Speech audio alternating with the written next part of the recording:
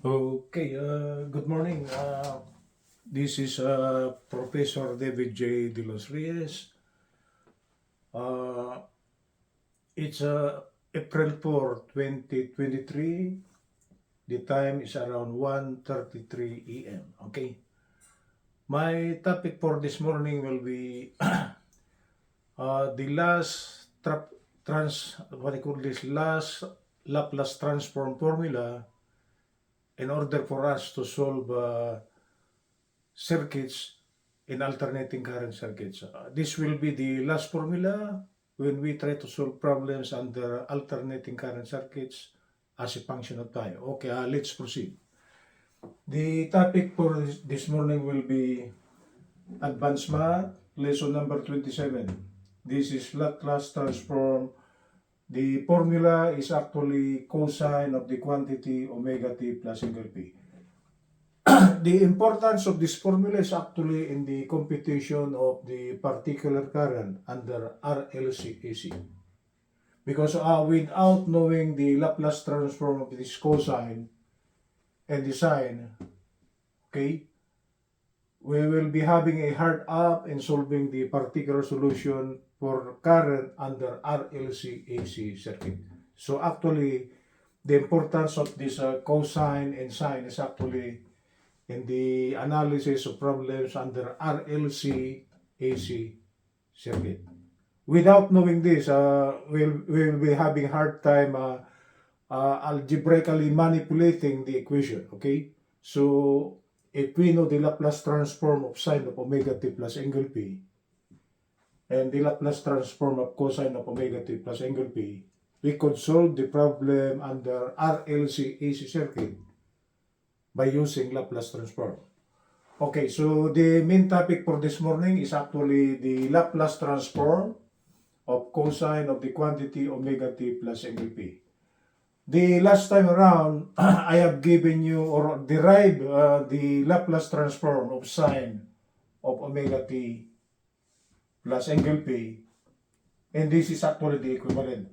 Later on, we will go back to this after deriving the Laplace transform of cosine of omega t plus angle p. We needed these equations here, Laplace transformation, to solve for the particular current under RLC AC circuit. Okay, let's proceed with the so-called derivation. Okay, I will check my camera. It's okay. So for this morning, we will derive the Laplace transform of cosine of the quantity omega t plus angle p. So I will now try to give you the equivalent. This will be S cosine of angle p minus omega sine of angle p all over S square plus omega square. The last time around, the equivalent of sine of omega t plus angle p, meaning the Laplace transform, is actually S sine of angle p plus omega cosine of angle p all over S square plus omega square. We needed these relations here to compute for the particular current for an RLC AC circuit. Okay, that's the importance. Because without knowing the Laplace transform, we could not compute for the so-called particular current under RLC AC. So for this one, this will be sine. Okay. Okay, let's try to continue.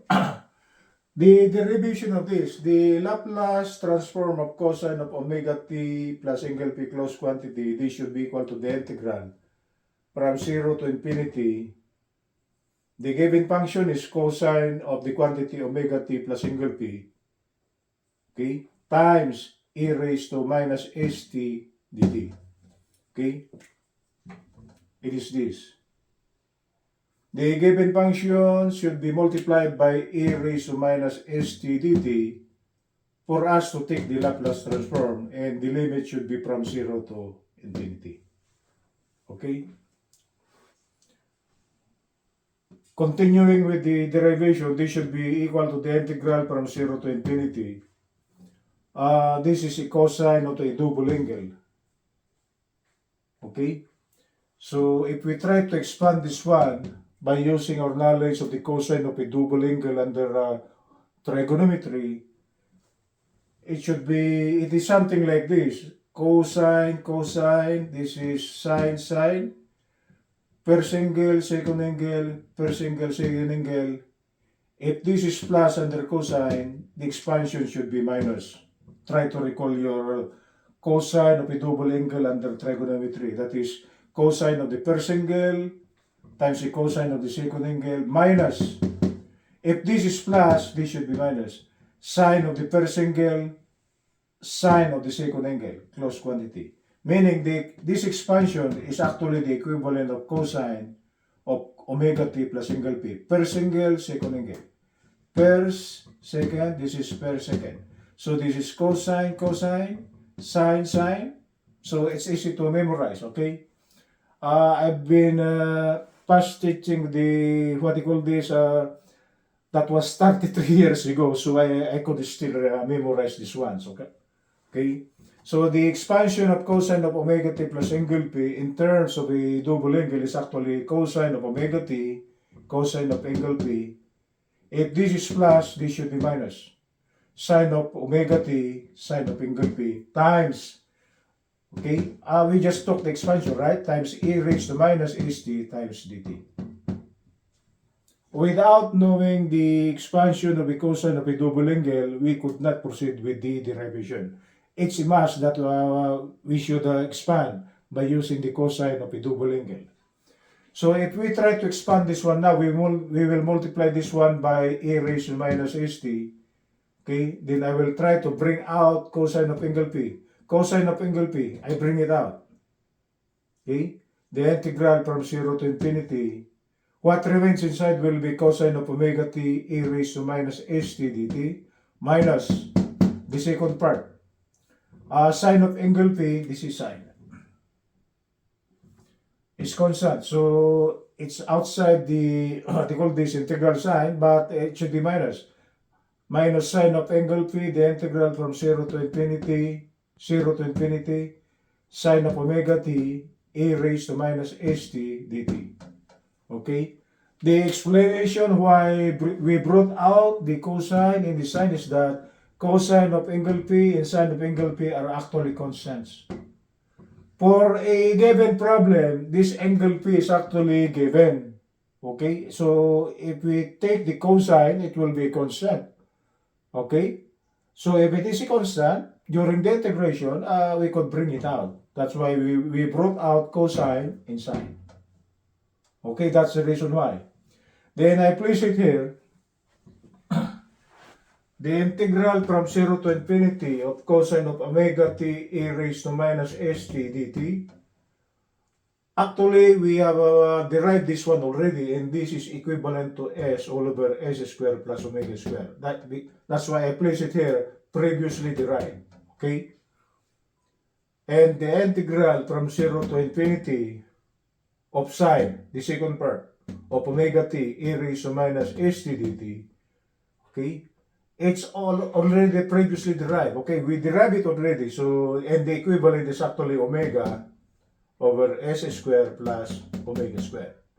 So, if we try to continue the solution of this, okay, I will place it equal to, I will take the cosine times the equivalent of the integral of cosine, which is this.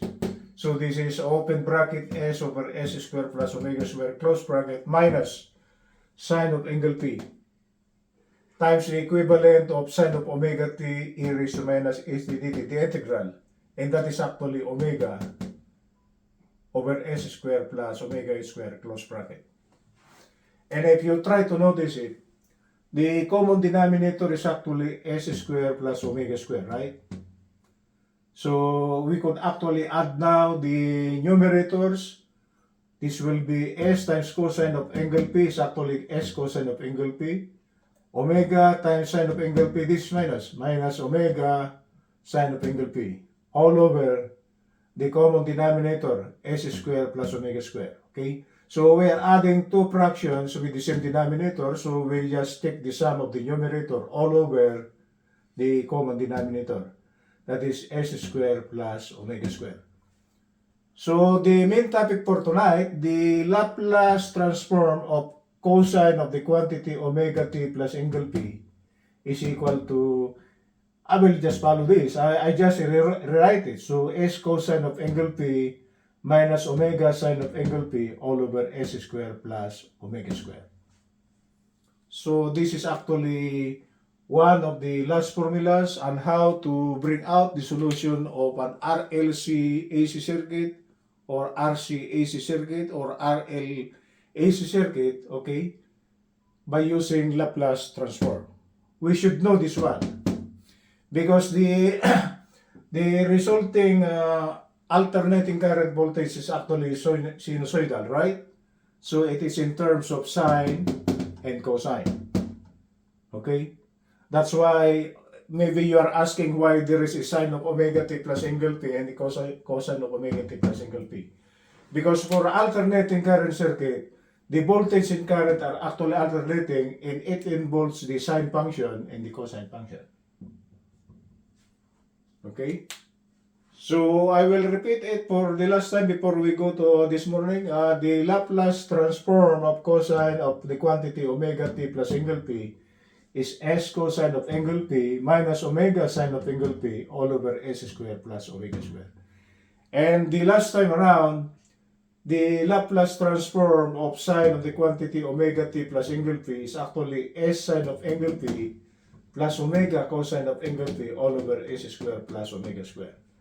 We needed these two formulas here in order for us to compute for the so-called particular current under RLC AC circuit. And if you try to notice it, if I will try to cover this last part here, as this sine of omega t plus angle p actually emanates from this one. Okay, so after the so-called algebraic manipulation, and we try to take the inverse Laplace, we should know the equivalent of this one back to the original equation, sine of omega t plus angle p. Because if we brought out of this in our solution, we take the inverse Laplace transform and the equivalent will be the sine of the quantity omega t plus angle p. Okay, that's it, guys. So the next time around, we will be using this equivalent here and this equivalent in order for us to solve for an RLC AC circuit using the solution Laplace transform. That's the importance of this formula here and this formula. So you will not be bored. Don't be bored because without knowing this, we could not solve an RLC AC circuit by using Laplace transform. It's a must that we should do this one. These two here. Okay, so for those persons who are taking advanced mathematics, this is for you guys. If you want to subscribe to my channel is at youtube.com/@proofdavidj.reyes. And if you want to share it, please click share. Good morning from Los Angeles.